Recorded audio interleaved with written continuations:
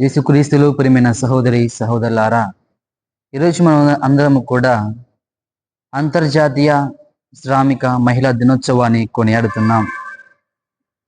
మొదటగా మహిళలందరికీ పేరు పేరున అంతర్జాతీయ శ్రామిక మహిళా దినోత్సవ శుభాకాంక్షలు తెలియజేసుకుంటున్నాను. ఈరోజు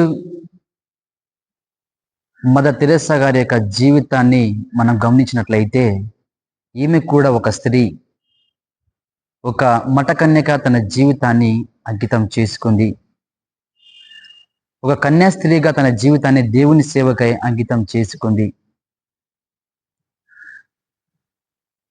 1950 సంవత్సరములో మిషనరీస్ ఆఫ్ చారిటీ అని చెప్పేసి ఆమె ఒక సంస్థ స్థాపించింది.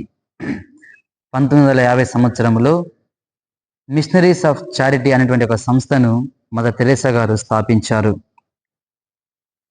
భారతదేశంలో కలకత్తాలో ఈ యొక్క సంస్థ అన్నీ కూడా పునీత మదర్ తెరెసా గారు స్థాపించారు.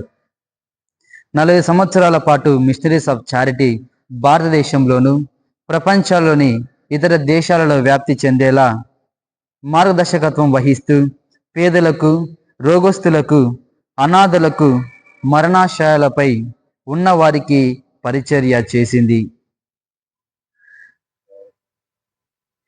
1970 నాటికి మానవతావాదిగా, పేద ప్రజల అనుకూల రాలిగా అంతర్జాతీయ కీర్తి పొందింది.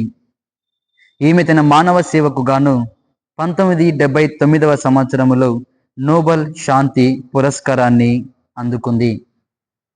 1980 సంవత్సరంలో భారతదేశ అత్యున్నత పురస్కారమైనటువంటి భారత రత్నాను కూడా పొందుకుంది.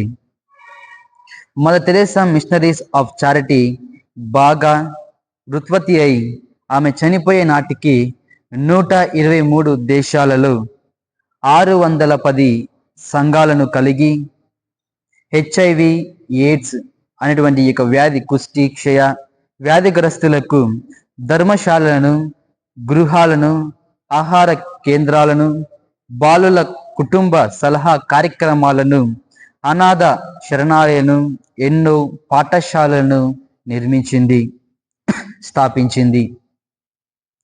ఆమె అనేక మంది వ్యక్తులకు, ప్రభుత్వాల సంస్థలచే ప్రశంసింపబడినప్పటికీ అనేక రకాల విమర్శలను ఎదుర్కొంది.